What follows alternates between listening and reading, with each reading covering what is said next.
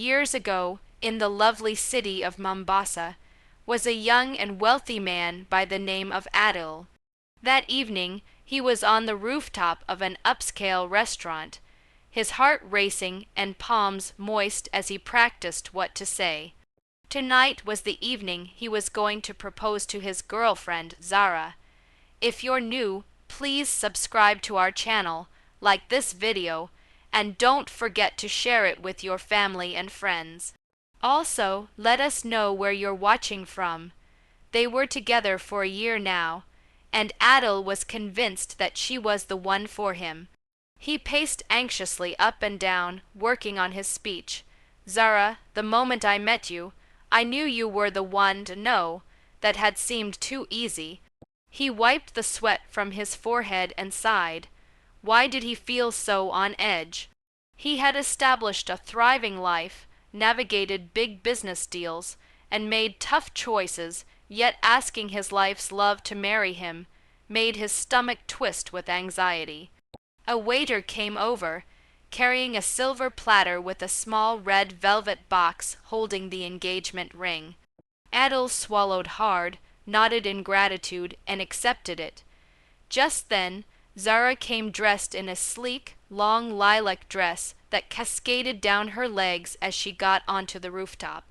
Her eyes opened wide upon seeing the spectacle before her, candlelit softness, soothing Swahili music in the background, an exquisitely set dinner table in the middle. What is all this? She exclaimed in evident surprise. Adil drew a deep breath, approached her, and bent on his knee. Zara, you have been my joy, my peace, and my best friend. Every moment with you is precious. I don't want a life without you. Will you marry me? Zara's eyes overflowed with tears as she nodded and whispered, Yes, Adil, I will marry you. The small audience of patrons and restaurant staff became ecstatic with shouts and applause. Adil put the ring on her finger and enveloped her in a gentle hug. It was the pinnacle of their joy. A week after that, prior to wedding preparations, Adil realized he should take Zara to meet his mother, Miriam. Miriam was a stout, independent woman who had also been a widow for more than a decade. She had established a thriving fabric and jewelry business herself from scratch, and was renowned for her class, discipline, and unconventional wisdom. The ride to Miriam's house was smooth. Zara, looking elegant in a simple dress, was anxious but thrilled. She had heard so many things about Adil's mom and needed to impress. Adil caught her fidgeting with her dress and admiring herself in the car mirror. Lighten up, Zara. My mom is going to love you. He reassured her. When they arrived, Zara was struck by the big, tastefully furnished house that was full of African artwork and affluent touches. The aroma of coconut rice and spiced fish wafted in from the kitchen. Miriam welcomed them warmly, embracing her son with a tight hug before turning to Zara. Her eyes had a moment of intensity, but then her face creased into a welcoming smile. And this must be the famous Zara, she said, opening her arms. Relieved, Zara stepped forward and hugged her. Welcome to my home, my dear. I've heard so much about you, Miriam said. After settling into a cozy sitting area, a house help brought freshly squeezed juice and warm samosas.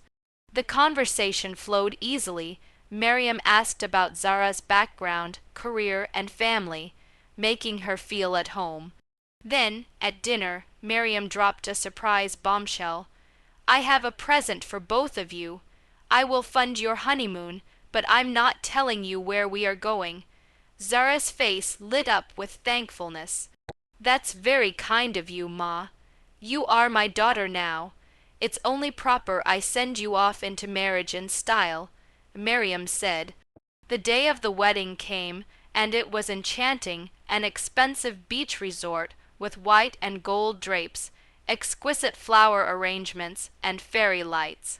Zara was gorgeous in her white lace Swahili, inspired wedding dress with expensive, looking gold embroidery.